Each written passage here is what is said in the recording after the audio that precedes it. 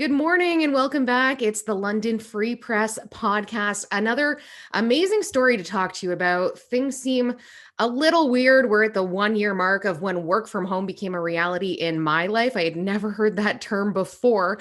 And a lot of people were in the same boat as me. I just do want to remind you before we jump into this that you can stay up to date with everything we are doing over at lfpress.com or keep up to date with us on socials at lfpress on Twitter and Instagram. And of course, London Free Press over on Facebook. I'm joined once again today with Jen Bieman, the health reporter for the London Free Press. Thank you so much for joining me today, Jen. How are you? I'm fine, thank you. Thanks for having me. I gotta say, the title of this article that you co-wrote with Randy Richmond is brilliant. Can green and orange mix? London bars gear up for St. Patrick's Day. Well done. That's brilliant. Thank you. I thought it was a great headline too. Kudos to our copy desk for making that happen. I love it. So I just want to jump right into it. So a year ago, March 16th, 2020 was my last day in the office. March 17th, everything was eerie. Now, I've lived in London and it'll be 11 years this May, and it was a little creepy outside of, I think, a few house parties in and around Western University, because again, the pandemic was so new. Last year was a pretty quiet St. Patrick's Day. Do you remember kind of what it was like for bar owners or bar management at that time? So it was my first day working from home as well on March 17th, 2020. Bar owners at the time, we had no idea how long this was going to last or what they were doing. So the health unit had said, hey, listen, please consider closing. Like we'd really, and so as a show of kind of solidarity and support, most of the bars in the city did close just, to kind of keep parties at bay.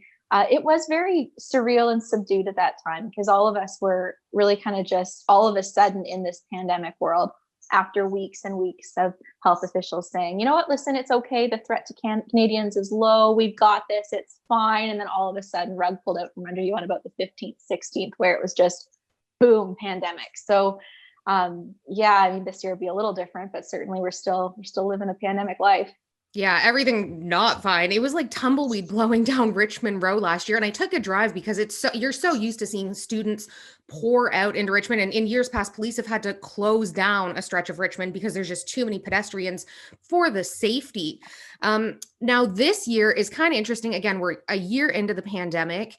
Bars and restaurants have kind of adapted their way of life. We kind of know the drill at this point, and we've moved from red with the health unit into orange. So what does this actually mean for bar and restaurant owners with regards to welcoming patrons in? So in red, we could have 10 people indoors, which just isn't enough for most restaurants to really make a go of it. It's not worth their time to do indoor dining with that number. In orange, it's up to 50. Now you still have to be distanced and there's lots of rules around it. But if you had a big restaurant that could ensure distance between tables, up to 50. So that's not too bad. But there's, of course, contact tracing, masking, things like that they'll need to do. Restaurants by now have had to live with the restriction levels for many months. So they're used to kind of their own process there. So it really is all eyes on St. Patrick's Day about whether, maybe there could be some horrible last minute switch that turns that, ends that party. But like the bar owners we spoke to are kind of, cautiously waiting and planning and with reservations and things like that to make it really safe and fun still. Yeah. So you say they're cautiously waiting. How do they even start to prepare for that? Like, do you go full steam ahead expecting that they could be at the full capacity of 50 people? Or are they saying we're kind of waiting for the rug to be pulled out from underneath us and staffing less? Or is there even going to be any St. Patrick's Day festivities planned at these establishments? Well, they're really cautious, right? The Morrissey House owner that I spoke to yesterday, he's like saying, listen, like we're planning for it. We've got the green beer. We're taking reservations. Like we're really hopeful that this will be something that's allowed to happen. But we know with this pandemic and the way the restrictions are going that there are, kind of things happen sort of quickly. So it's very possible the province on Friday could say something or anything health unit, even locally, just to sort of take the festivities out of St. Patrick's Day. In Kingston, there was actually a move by the health unit to kind of, for the whole week, really kind of a Section 22 order to really like tamp down on parties and gatherings. So there's a bit of precedent out at Queen's and their health unit there to kind of really take a close look at this issue. But yeah, I hope that restaurants are able to, do the things that they were planning for. It's such a big day for them, right? And after so many months of lockdown where there was no indoor dining, takeout only. Like these are kind of important for their well-being and their financial well-being. Absolutely. I do want to say, because you did speak to the Morrissey House, they are fantastic on Twitter of keeping Londoners up to date with regards to what they are doing. I was on Twitter yesterday. I saw that they are building their patio furniture. So that's another thing to throw into the mix, actually, is the weather has been unseasonably mild. Again, March, you never know what you're going to get. Has there been any talk of maybe expanding patios to allow more people outside of the establishment to participate in St. Patrick's Day?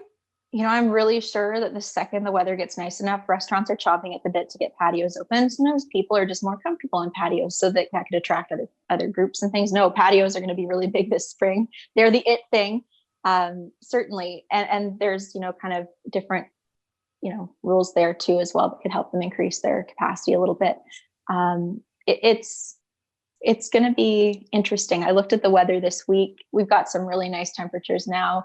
Next Wednesday looks like it might rain. We're still 7 days out, but it's definitely not 17 degrees and probably not sunny skies at this point. So that could really take the wind out of the sails of some of the revelers that want to party on St. Patrick's Day.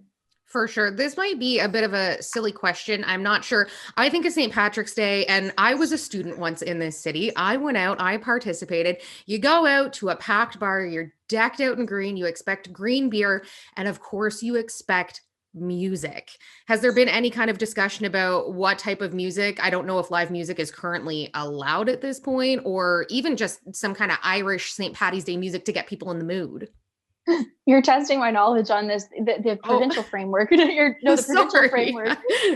No, that's okay. I've had to look at this for so many months. The provincial framework has rules for things like indoor music. So, I mean, karaoke, probably not super allowed, but live music in certain, regions, in certain levels can be. I think in Orange it is. So you might be able to get some of that music, certainly.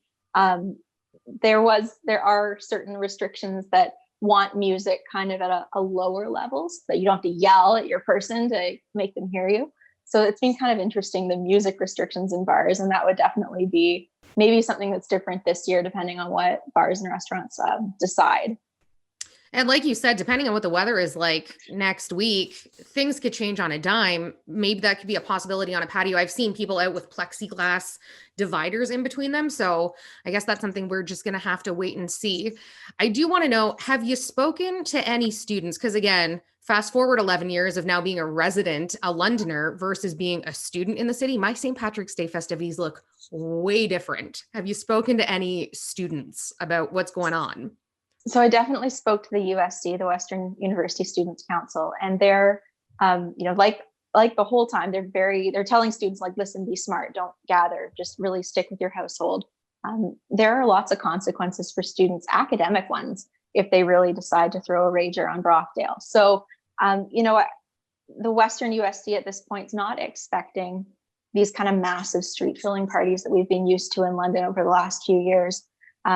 It hasn't happened this year. I mean, fake homecoming in September, there were worries about whether that would become a thing. And it was very subdued. It was very, there was basically nothing that happened. So they're kind of expecting that as well. But they're also, kind of definitely really getting the message out to students that it's, very important and, to follow the rules.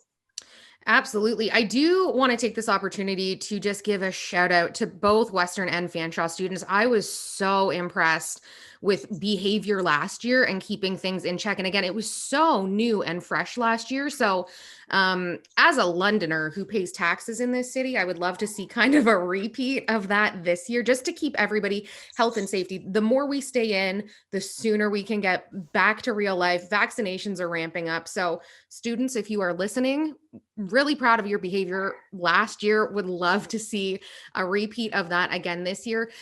With regards to the health unit, Jen, what is the health unit saying at this point with regards to not only parties, but any kind of festivities with regards to going out and celebrating? So the health unit, we're in Orange, and Orange is great. It's a good place to be. It's kind of in the middle of the framework. We're not in red or lockdown anymore. So we have a little more freedom. But even though we're able to go out and, not risk prosecution or tickets, the health unit really wants people to be smart about their interactions with others. So don't gather with other people outside your household. Really try to stick to the people in your group, in your household, and limit those face-to-face contacts with others. So, they're urging people to kind of, live a less social life than they were pre-pandemic. We want to keep our numbers, on the decline and certainly low. And, it just, even though there is a bit more freedom, certainly their health unit's asking people to really be mindful and it's not a free for all. It's not back to normal. Certainly just be cool, bide your time. We're getting vaccines. They'll be all right. Totally. What about the city? Have they announced anything as to their plans? Yeah, again, they're normally out on Broughdale patrolling and hotspot areas where we do typically see larger gatherings or people who maybe not abiding by the rules. What are they saying at this point? So we're expecting a little bit more from City Hall by law enforcement and police later in the week about what their plan is. I'm assuming it's probably the same as their other plans for other parties like this. They'll be patrolling, stepping up, really eager to enforce if they need to.